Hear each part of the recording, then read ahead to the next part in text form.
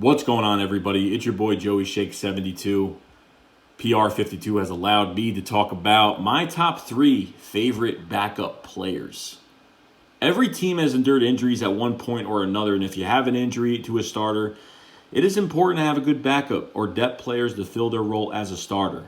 If they play well, then your team will be successful. If they don't, then your team could end up failing. Today, I will be talking about my favorite backup players for the Philadelphia Eagles since I have become a fan. One offensive, one defensive, one special teams. Before we begin, what are your favorite backup players for the Eagles on your team? Tell us about it in the comment section below. I love to read it. Okay, let's get right into it. Over the last few years for the Eagles in the NFL, one of the most important positions on a team happens to be the backup quarterback, much of like Vice President and the Prince of Wales. The backup quarterback is one injury away from being the next signal caller on the team. In the history of the Eagles, there have been many successful backup quarterbacks because of the sheer number of times the starter has gotten injured. We know about injuries.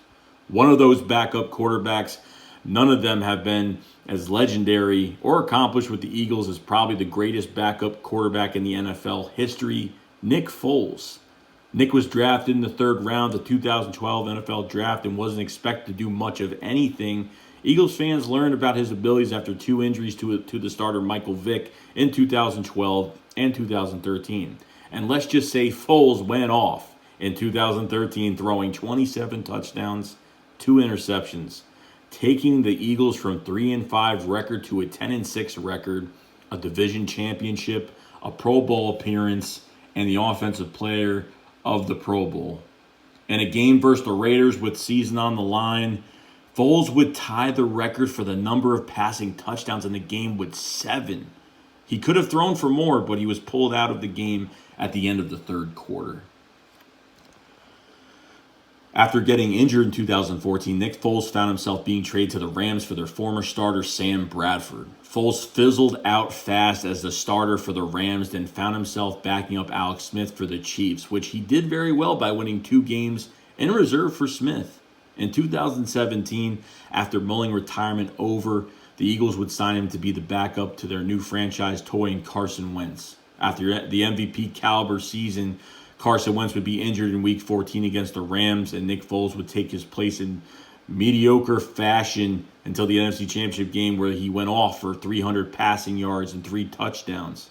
And then in the Super Bowl, he would throw for over 300 yards, pass for 3 touchdowns, be the first quarterback in Super Bowl history to catch a pass, and win a Super Bowl MVP. To end his time with the Eagles, Nick Foles would have a statue of him and Doug Peterson erected by Bud Light outside of Lincoln Financial Field.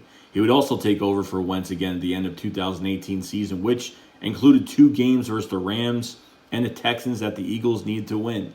Because of the upset wins, the Eagles would be 6th seed in the playoffs, which included a 16-15 win over the Bears in the double doink game, an admirable performance in 2014 loss to the Saints in the divisional round. Had Alshon Jeffrey caught that ball, the Eagles might have gone back to the Super Bowl, and Foles would be the Eagles quarterback and not Wentz. A wet dream of Alex 770333705, the copy pasta troll on Twitter. However, Foles would not be re-signed by the Eagles, but instead would start for the Jaguars for a few games after getting replaced by Gardner Minshew, Minshew Mania, and then would get traded to the Bears to back up Mitch Trubisky. Nick Foles is one of the greatest examples of a player only being good for one team and usually never being good if he starts a season as a team starter.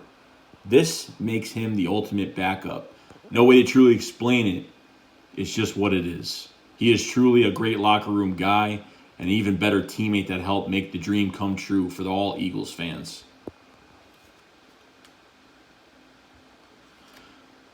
On the defensive side of the ball, I'm going to go with Jaqua Parker, who is also called Jaqua Thomas from 2005 to 2007 because of the name change. Hold on, not doing that one. Going to redo that whole defense section. On the defensive side of the ball, I'm going to go with Jaqua Parker, who is also called Jaqua Thomas, from 2005 to 2007. Because of a name change, Parker was very good in reserve for Javon Curse when he got injured in week 2 of the 2006 season, where he would record 6 sacks. And by 2008, Jaqua Parker would find himself as a starter at defensive end opposite Trent Cole. 2008 was one of the better seasons as he recorded 5 total sacks and also intercepted 49ers quarterback J.T. O'Sullivan for the touchdown while in zone coverage, which is very rare for a defensive end to do. Eventually, Parker would find himself as a backup defensive end after the Eagles drafted Brandon Graham from Michigan, and by 2011, he found himself even further down the depth chart behind Trent Cole, Jason Babin, and Brandon Graham. This didn't take away from Jaqua Parker's drive to succeed through, because while he did cost the Eagles a chance to beat the Bills after going offsides by accident, he did record 2 fumble recoveries for touchdowns. One in week 1 against St. Louis Rams, where he recovered a Sam Bradford's fumble in the red zone and returned it all the way the other direction. And then at the end of the season against the Jets, where he recovered a San Antonio Holmes fumble return for the touchdown. After the Eagles failed to reach the playoffs in 2011, unfortunately, Parker was signed with the Browns, where he didn't start a single game, but played decently as a backup like he always had. Again, Jaqua Parker was never a superstar player, but he was a really good role player, and he was the reason why the Eagles won a few games, which is, you can expect why from a backup.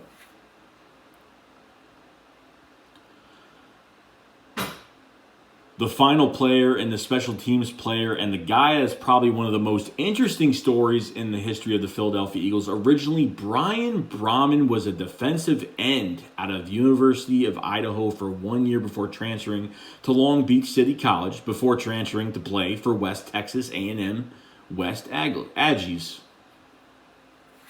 Redoing that whole thing.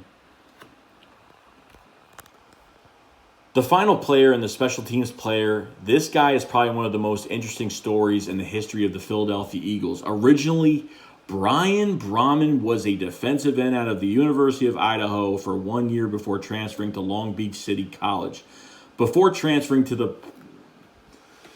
redoing that again. Redo that again.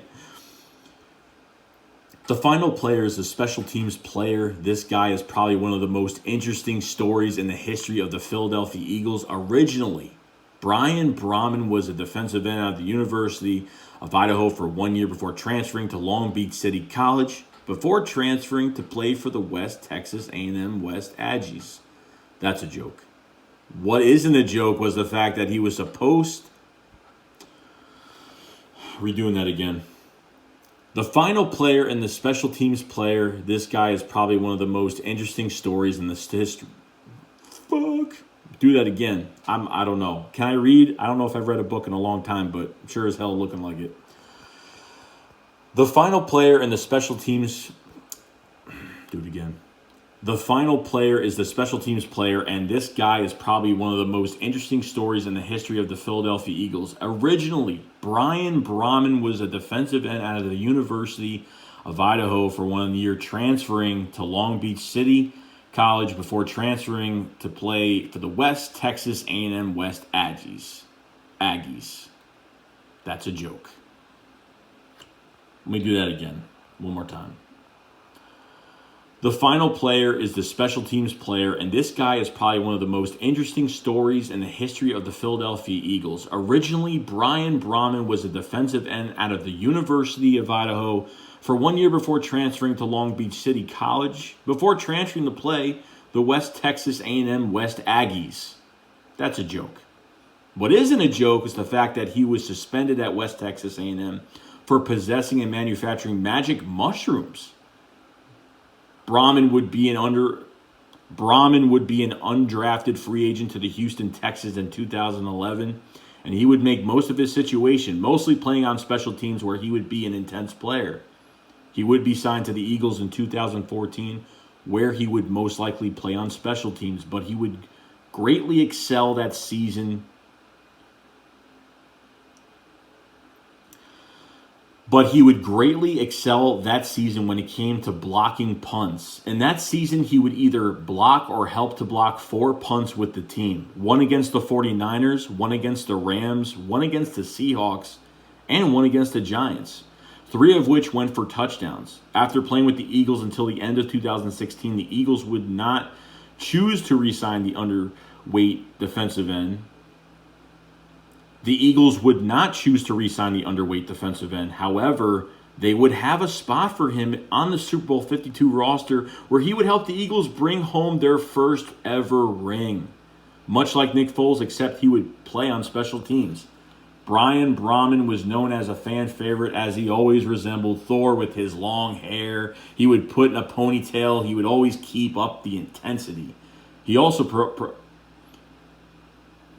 proved that with hard work and dedication, he could help the team make plays, even if he was always the one getting his hands on the ball.